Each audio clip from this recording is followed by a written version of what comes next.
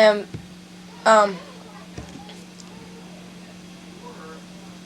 Uncle Ira when they caught him, wasn't there a fine or jail? They fined him $500. One night's work. Which was 1 day's work. Right, or 30 days in jail. Yes. And he took the 30 days in jail, didn't he? Yeah. And what about Uncle Ira when he brought the barge into Quonset? Mhm. During the war? Mhm. Well, Uncle Ira was a tugboat captain then, and he was hired by the Navy to carry ammunition and store it on an island in the bay. There's a law that requires that ammunition cannot be within certain distance of where people live. I'm not sure what the distance is, but it's something like 3 miles. And so they found an island in the middle of Narragansett Bay that was 3 miles from everybody's house, and they dug it all out and they stored all the bombs and torpedoes and ammunition for the aircraft carriers coming into Quonset. And so when the aircraft carrier came in, Uncle Ira would go over, they'd fill up the barge with bombs, they'd come alongside the aircraft carrier and load them aboard. One winter, the Admiral told Uncle Ira to bring the barge in and tie it alongside the dock. Uncle Ira says there's a lot of ice there. And the Admiral says, you heard what I said, put the barge alongside the dock. So Uncle Ira brought the barge in, and seeing all the ice there, realized that the only way he was going to get it would be to go full ahead on the side of the barge. And as he did, the ice started going right through the side of the barge, and the barge sunk. Right Right the dock. alongside the dock. And so Uncle Ira went up and said to the Admiral, the barge is alongside the dock, sir. And he saluted and went home. He didn't tell him it was at the bottom of the sea. What about, how did he die, and how did he want to die? Uncle Ira died of an accident in which he tripped over his own shoelace and knocked himself out on a rock. He was going down a dock to his lobster boat that he had. Wasn't he 70 then? And he was about 70, middle 70s, I would guess. And he tripped on his own shoelace, hit his head on a rock, knocked himself out, and drowned in 2 feet of water. How did he want to die? Do you remember?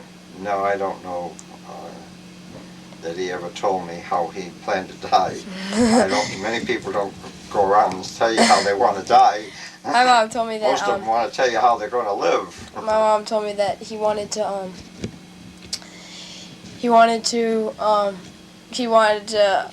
am I trying to say?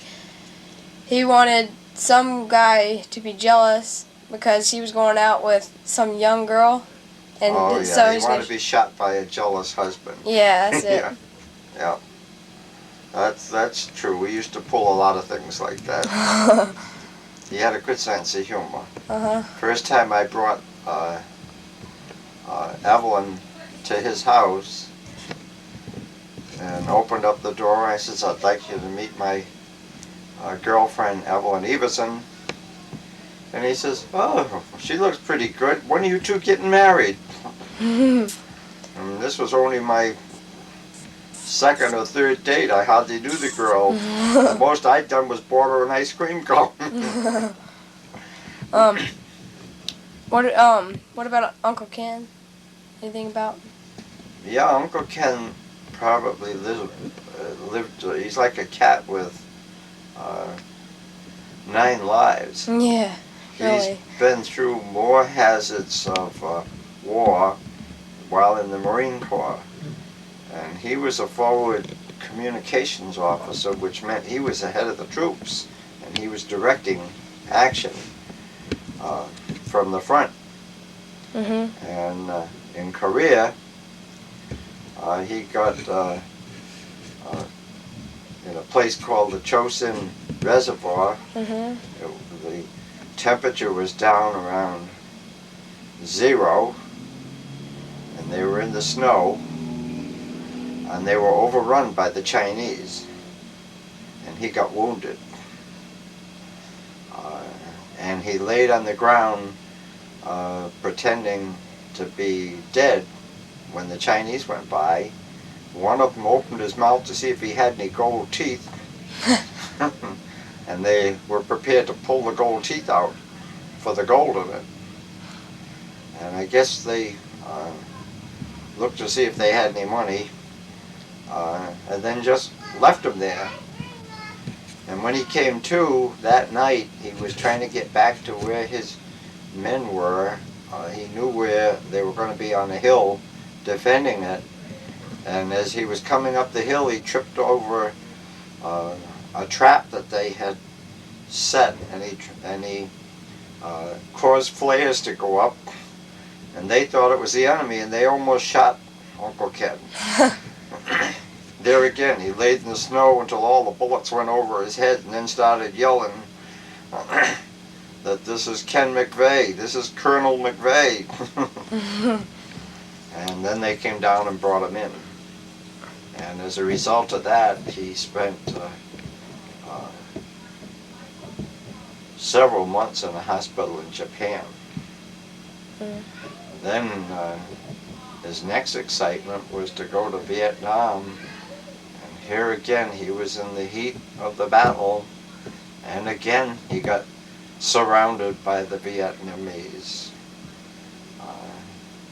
and was lucky to survive that one.